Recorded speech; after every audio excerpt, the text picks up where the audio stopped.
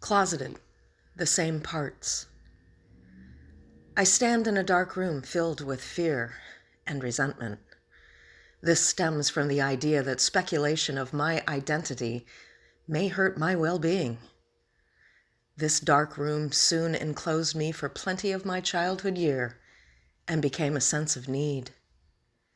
Hiding felt like the chains around my body, but also protected me like armor. I desired to be free, but when I tried to reach the door in front of me, these chains pulled me down to my knees. I can feel people on the outside trying to look in, their eyes filled with acceptance and protection, but mine were armored to be vulnerable. They struggled to get inside and see, but I struggled to get out and perceive a new view.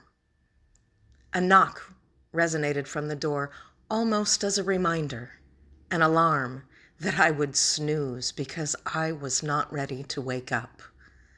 A lump in my throat began to build, filled with words I would not have the strength to hold.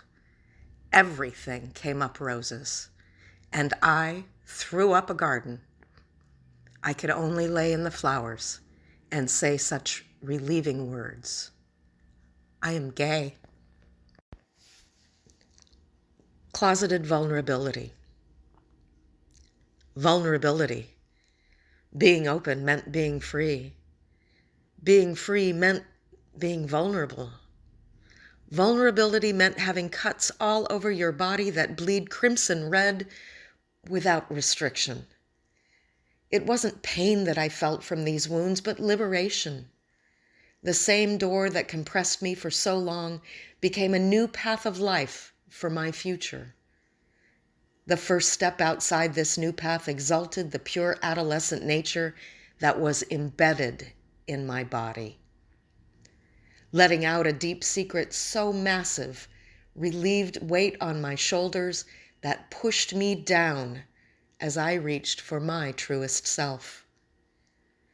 I could look at my reflection and finally recognize the person looking back at me. I was a stranger that I had the pleasure to get to know. This is what coming out feels like.